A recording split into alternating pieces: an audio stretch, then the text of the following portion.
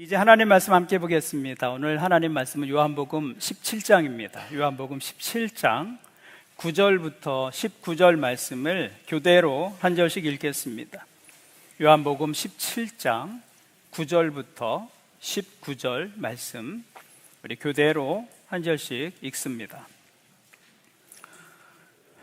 내가 그들을 위하여 비옵나니 내가 비옵는 것은 세상을 위함이 아니요 내게 주신 자들을 위함이니이다. 그들은 아버지의 것이로소이다. 내 것은 다 아버지의 것이요 아버지의 것은 내가 그들로 말미암아 영광을 받았나이다. 나는 세상에 더 있지 아니하오나 그들은 세상에 있사옵고 나는 아버지께로 가옵나니 거룩하신 아버지여 내게 주신 아버지의 이름으로 그들을 보존하사 우리와 같이 그들도 하나가 되게 하옵소서.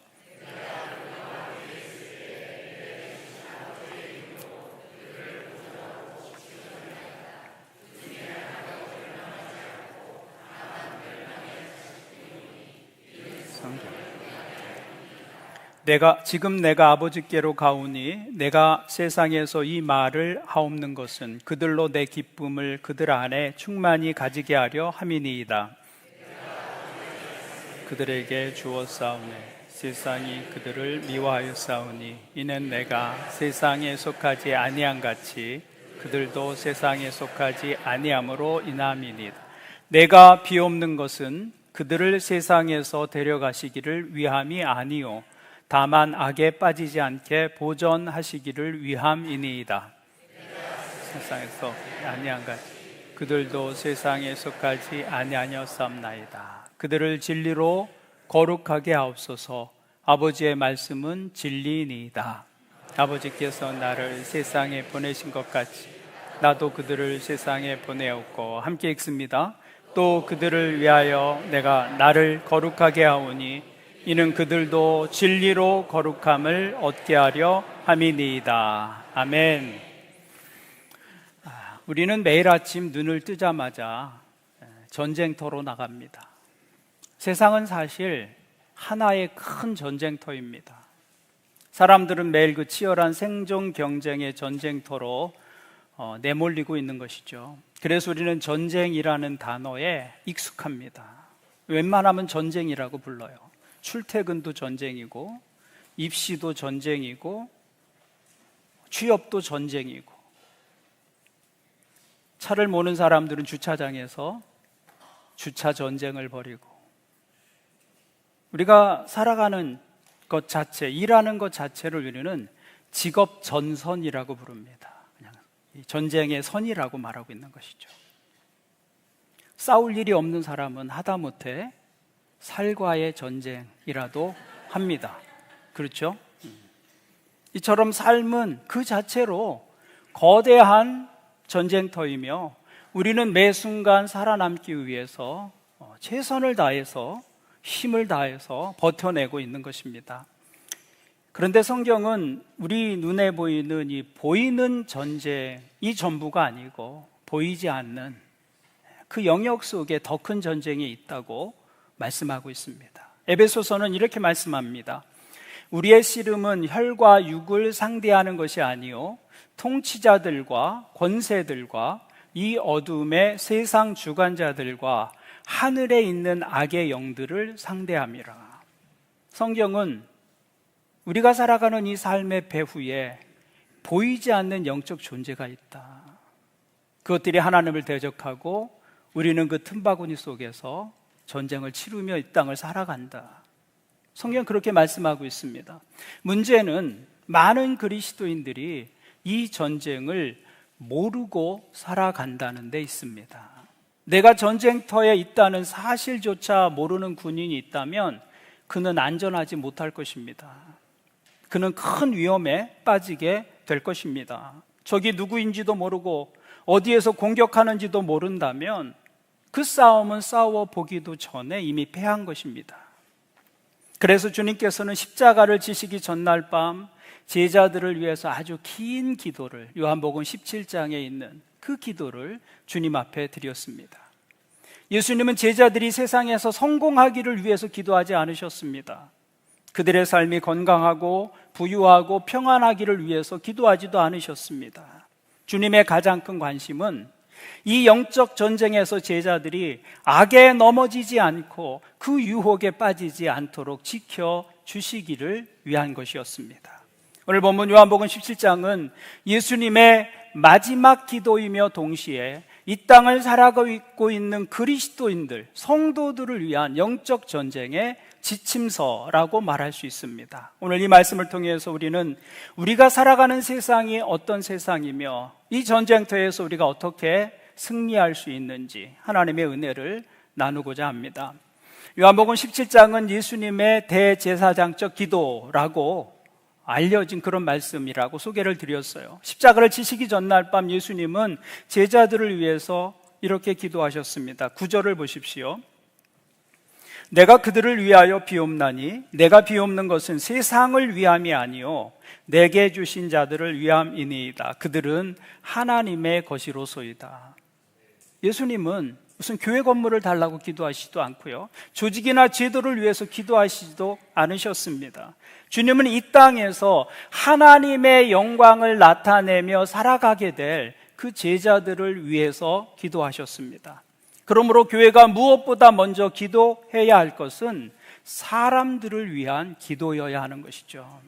건물을 위해서 기도하는 것보다 사람들을 위해서, 어떤 시설보다는 하나님의 일꾼들을 위해서 기도해야 한다는 것입니다. 예수님의 관심은 그 사람에게 있었습니다. 그러면 제자들을 위한 예수님의 기도는 어떤 기도였는가? 예수님은 제일 먼저 하나님께서 그 제자들을 지켜주시도록 기도하셨습니다. 15절을 보겠습니다. 내가 비옵는 것은 그들을 세상에서 데려가시기를 위함이 아니요 다만 악에 빠지지 않게 보존하시기를 위함이니이다. 예수님은 제자들이 세상의 죄와 유혹 가운데 살아가지만 믿음을 잃지 않도록, 부자가 되게 해달라는 기도가 아니고 성공을 위해서 기도하신 것도 아니었습니다. 이 땅에 살아가지만 세상에 속한 자로 살지 않고 하나님의 이름으로 끝까지 그 믿음을 지키며 살아갈 수 있도록 도와달라고 기도하셨다는 것이죠. 주님의 관심은 그 제자들이 세상을 떠나는 것이 아니었어요. 세상 속에서 하나님의 백성으로 살아가는 것이었습니다. 여기에서 우리는 그리스도인의 특별한 정체성을 발견하게 됩니다. 그리스도인은 세상 가운데 있지만 세상에 속한 존재가 아니다라고 말씀하고 있는 것이죠. 바울 사도는 이러한 그리스도인의 특별한 신분을 일컬어서 우리의 시민권은 하늘에 있다, 그렇게 말씀했습니다. 우리는 하늘에 속한 백성이다라는 말씀입니다. 그렇기 때문에 믿음의 삶엔 갈등이 있을 수밖에 없습니다. 하나님의 나라와 세상의 나라가 그 방향이 정반대이기 때문입니다. 여러분, 물리의 법칙 가운데 만유인력의 법칙이 있습니다. 뉴턴이 발견한 법칙인데요, 어려워서 그런지 말이 잘 안 되죠. 만유인력의 법칙, 물체와 물체 사이에 서로 끌어당기는 힘, 그게 만유인력이죠. 그래서 하늘의 별들이 떨어지지 않고 질서 있게 운행하는 것입니다. 우리가 살고 있는 이 지구는, 이 인력이 지구 중심을 향해서 작동합니다. 우리는 그 힘을 중력이라고 부릅니다. 중력. 이 땅에 있는 모든 것들은, 살아있거나 죽어있거나 모든 것들은 이 중력의 영향을 받습니다. 우리가 이렇게 땅을 발로 딛고 설 수 있는 이유는 중력이 우리를 끌어당기기 때문입니다. 중력이 없다 우리 둥둥 떠다니게 될 것입니다. 이 땅에 속해 있는 모든 존재, 물건이든 사람이든 어떤 것이든 다 그 중력의 영향에서 벗어날 수 없습니다. 그런데 이것은 단순한 물리의 영역에서만 작동하는 것은 아닙니다. 정신적이고 영적인 측면에서도 우리는 땅의 지배를 받고 살아갑니다.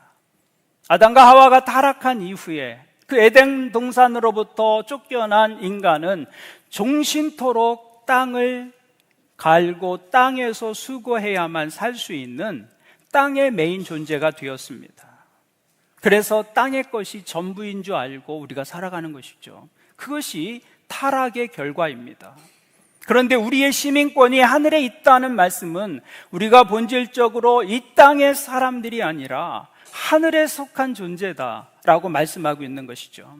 그렇다고 이 말씀이 이 땅에서의 삶을 업신여기거나 세상에 대해서 무관심하면서 살아야 한다는 말씀은 아닙니다. 그래서 주님께서 기도하신 것은 내가 기도하는 것은 이들을 세상에서 데려가기 위한 것이 아니요 라고 말했던 것이죠. 어떤 사람은 신령한 삶이란 지상에 발을 담그지 않는 삶이다. 그래서 가능한 땅의 일로부터 멀어지려고 합니다. 그러나 그것은 예수님의 가르침이 아닙니다. 우리는 이 땅의 일에도 최선을 다하며 살아가야 합니다. 중요한 것은 땅에 발을 딛고 살아가되 하늘의 관점을 가지고 사는 것입니다. 이 땅에서의 삶을 살아가지만 이 땅에서의 가치와 보이는 것을 바라보며 사는 것이 전부가 아니라 하늘의 가치를 가지고 보이지 않는 세상을 바라보며 살아가는 것, 그것이 그리스도인의 삶의 방향이다라는 것입니다. 우리가 마주하고 있는 이 세상은 사실은 거대한 전쟁터입니다. 앞서 말씀드렸듯이 에베소서 6장은 이 전투를 이렇게 설명합니다. 6장 12절을 같이 한번 읽겠습니다. 시작. 우리의 씨름은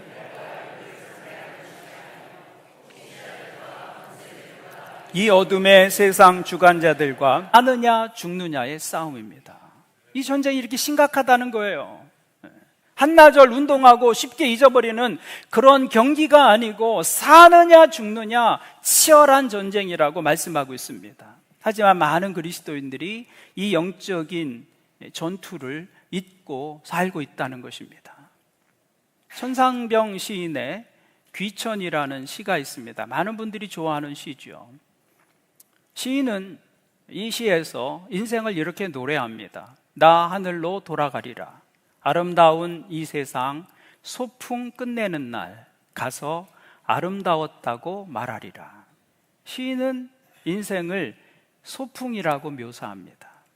하지만 우리 신앙의 현실은 그런 낭만으로만 가득 차 있지 않습니다. 삶에 그런 낭만이 있겠죠. 그러나 우리 삶이 낭만으로만 가득 차 있지 않습니다. 우리가 그리스도인으로 살아갈 때 우리를 대적하고 있는 그 원수들이 우리에게 싸움을 걸어오는 명백한 영적 전쟁이 우리 앞에 있다고 말씀합니다. 에베소서 6장 11절 12절을 다시 보십시오. 마귀의 간계를 능히 대적하기 위하여 하나님의 전신갑주를 입으라. 우리의 씨름은 혈과 육을 상대하는 것이 아니요 통치자들과 권세들과 이 어둠의 세상 주관자들과 하늘에 있는 악한 영들을 상대함이라. 성경은 마귀의 간교한 계략이라고 말합니다. 우리의 싸움의 대상이 바로 이 어둠의 주관자들과 악한 마귀라고 분명하게 선포하고 있습니다. 마귀는 분명하게 존재합니다. 안 믿으시는 분들이 계신 것 같아요. 로이드 존스 목사님은 이렇게 말씀했습니다. 마귀의 괴계 중에서 가장 간교한 것은 사람들에게 자신이 존재하지 않는 것처럼 믿게 하는 것이다. 이게 사단의 가장 간교한 계략이라는 것입니다.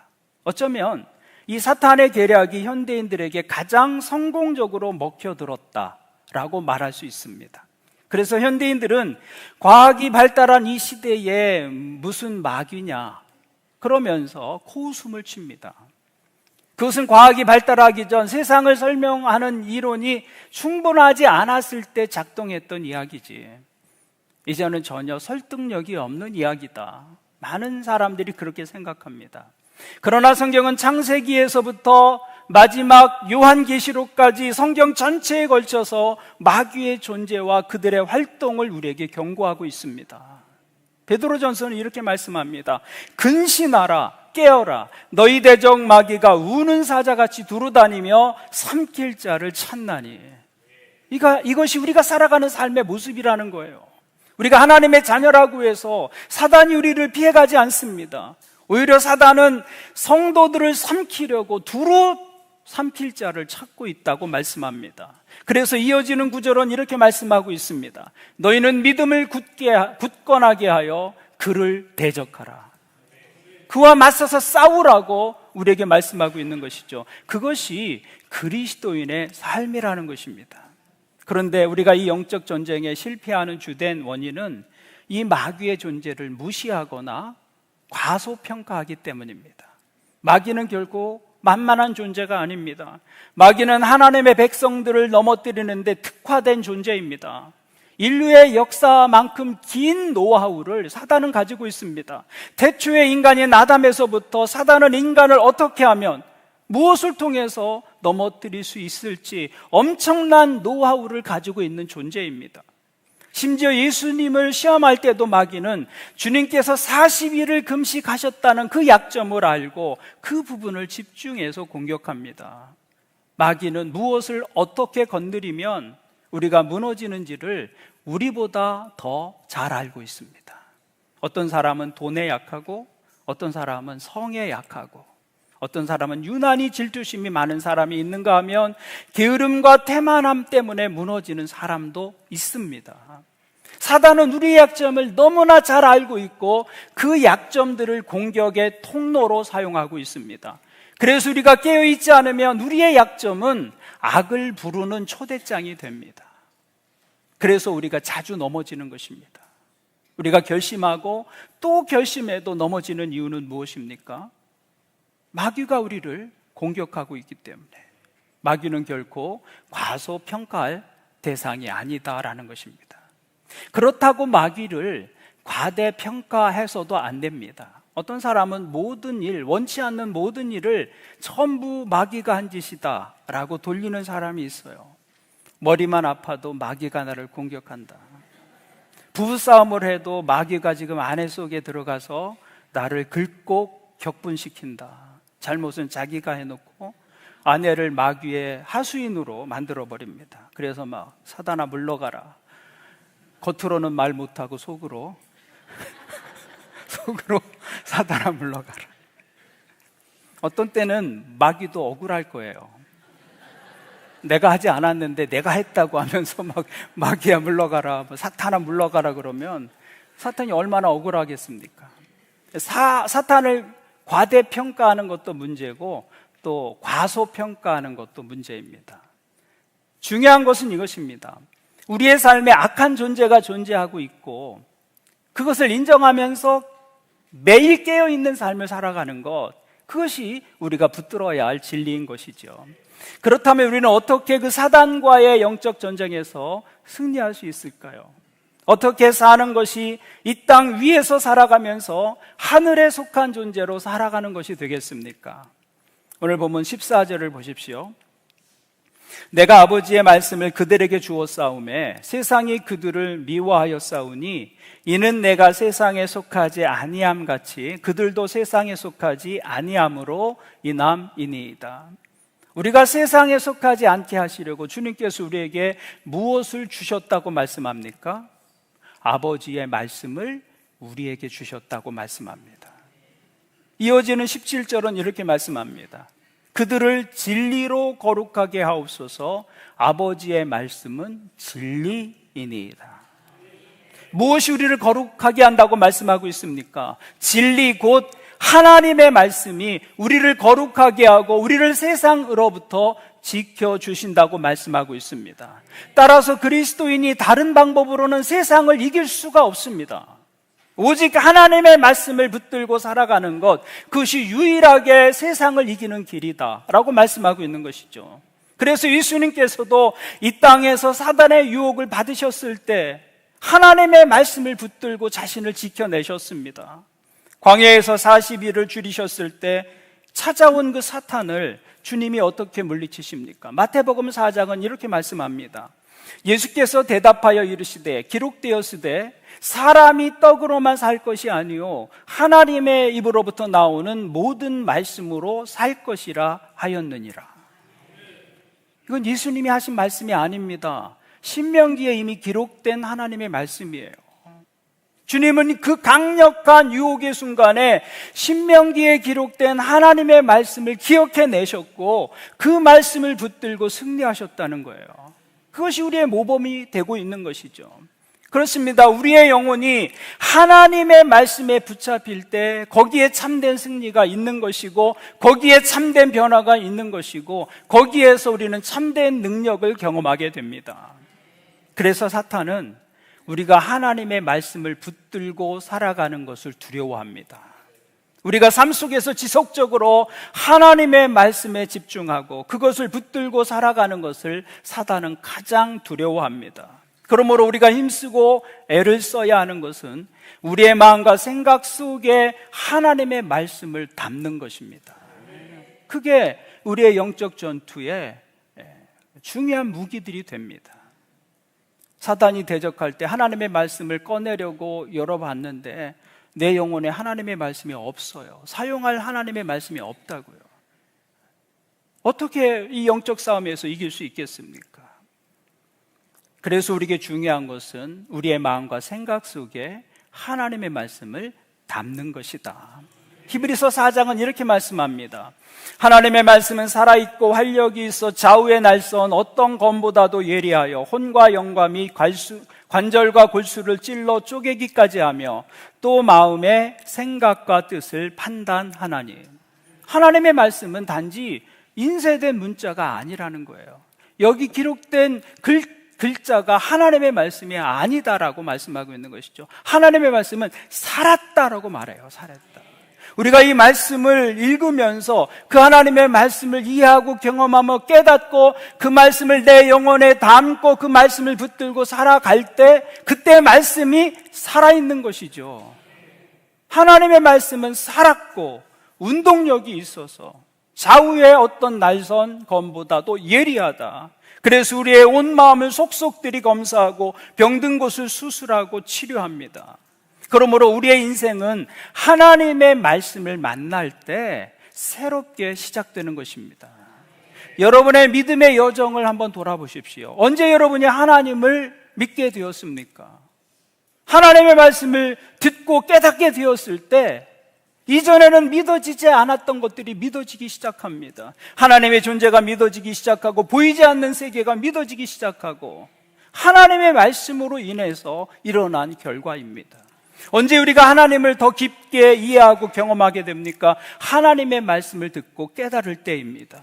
언제 우리의 삶이 새롭게 진행됩니까? 하나님의 말씀을 듣고 그 말씀에 순종하려고 할 때 내 인생에 새로운 문이 열리는 것입니다.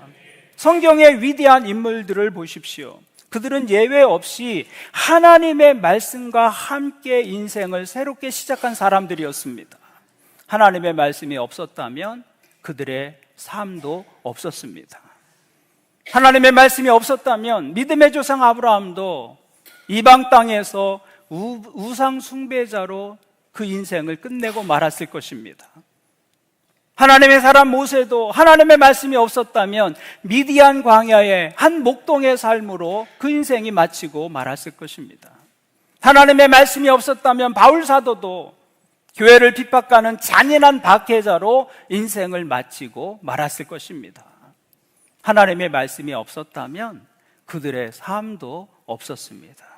그래서 주님은 이 말씀을 붙들라고 우리에게 말씀하고 있는 것이죠. 이 하나님의 말씀이 우리의 삶을 이끌 때 비로소 우리는 참된 인생의 걸음을 걸어갈 수 있는 것입니다.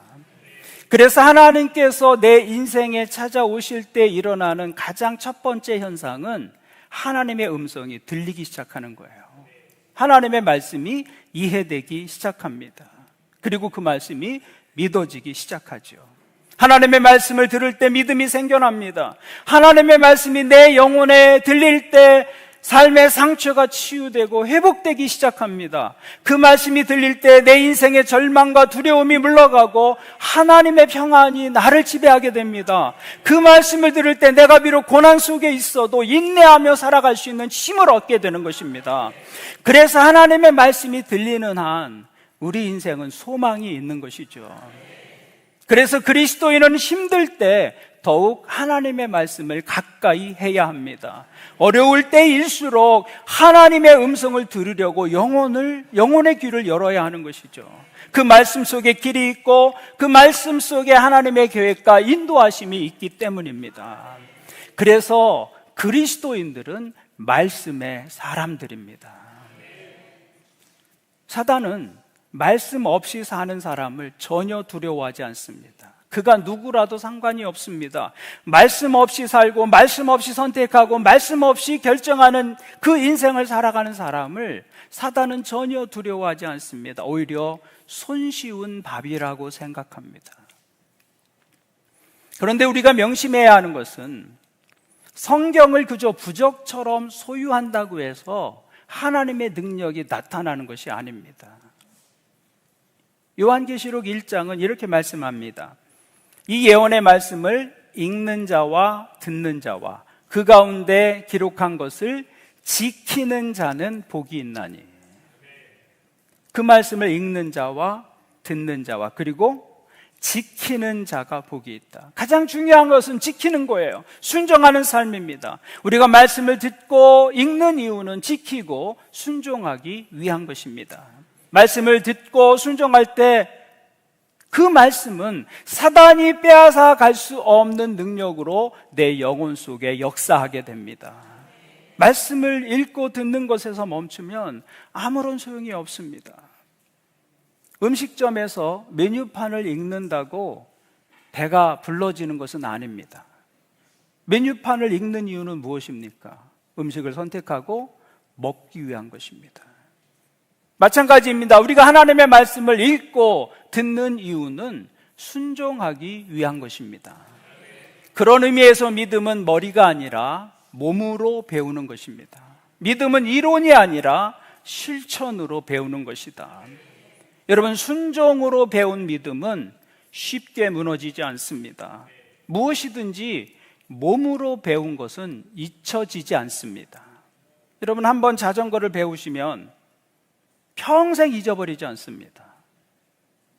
어렸을 때 자전거를 배우고 10년, 20년 전혀 자전거 근처도 가지 않았는데 다시 자전거 안장 위에 앉으면 신기하게도 자전거를 탈 수 있게 됩니다. 몸으로 배웠기 때문입니다. 몸으로 배웠기 때문에. 신앙도 마찬가지입니다. 삶으로 배운 신앙은 무너지지 않습니다. 행동으로 배운 신앙은 흔들리지 않아요. 그래서 주님께서는 순종을 강조하시는 것입니다. 순종은 마치 전등의 스위치와 같습니다.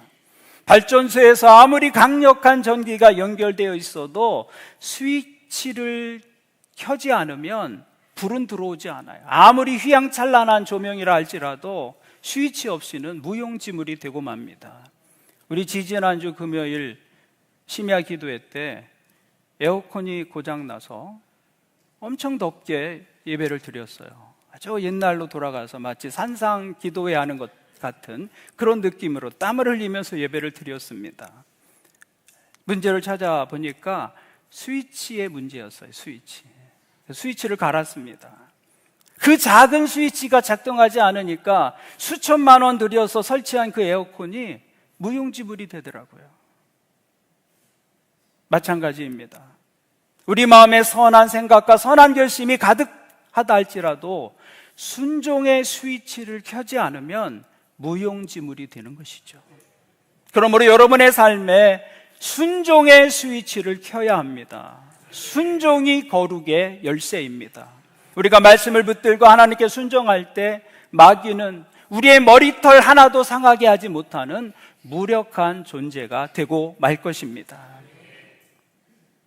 사파리 자동차가 있죠. 동물원에 가면 사파리 자동차 안에 있으면 사자, 호랑이, 맹수들이 우글거리고 아무리 울부짖고 위협해도 안전합니다.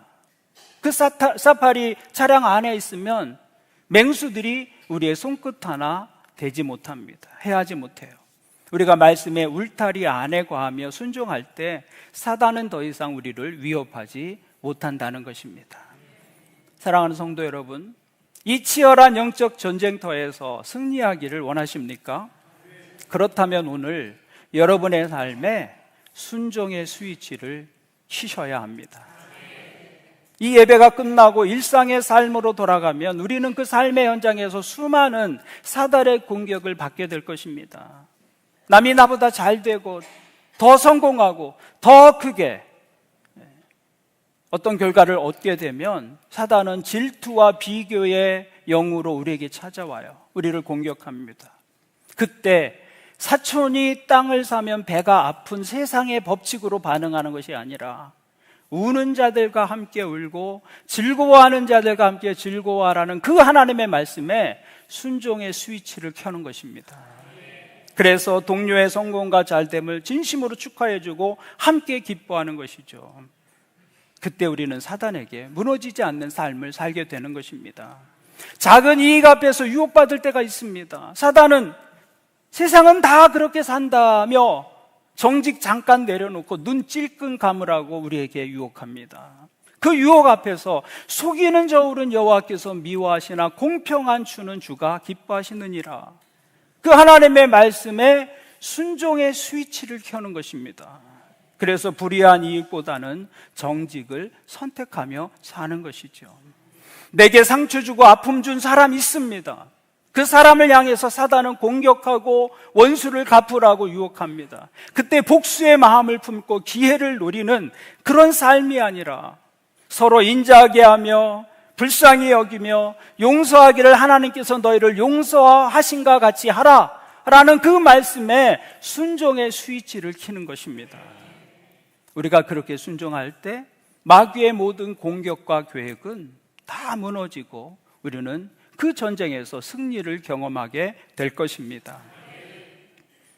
예배하는 여러분 모두 하나님 말씀을 붙잡고 순종함으로 여러분 앞에 놓인 그 영적인 전투에서 당당히 승리하는 믿음의 사람들 될 수 있기를 주님의 이름으로 축원을 드립니다. 아멘. 기도하시겠습니다.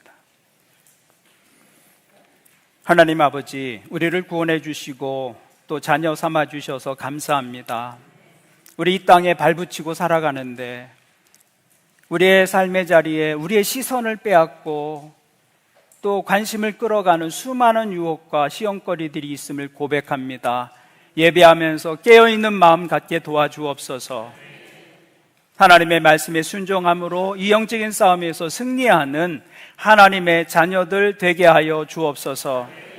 하나님 말씀 앞에 설 때 그 말씀이 우리 영혼의 거울 되게 하셔서 우리 안에 들어와 있는 죄악의 요소, 욕망에 이끌리는 탐욕스러운 삶의 모습 보게 하시고 정한 마음과 정직한 영을 새롭게 해달라고 하나님께 은혜를 구하는 믿음 되게 하여 주옵소서. 육신의 정욕과 안목의 정욕과 이생의 자랑에 사로잡힌 인생이 아니라 하나님 안에 있는 의와 경건과 믿음과 사랑과 인내와 온유의 삶을 살아가는 믿음의 사람들 되게 하여 주옵소서. 그러나 우리의 연약함을 주님 앞에 고백합니다. 결심하지만 때로 넘어지고 다시 결심하지만 실패할 때가 있음을 고백합니다. 주님, 그때 포기하거나 낙심하지 않게 하시고 우리를 용서하시고 다시 일으켜 세워주시는 주님의 은혜를 붙잡고 일어서는 순종의 사람들 되게 하여 주옵소서. 예수님의 이름으로 간절히 기도합니다. 아멘.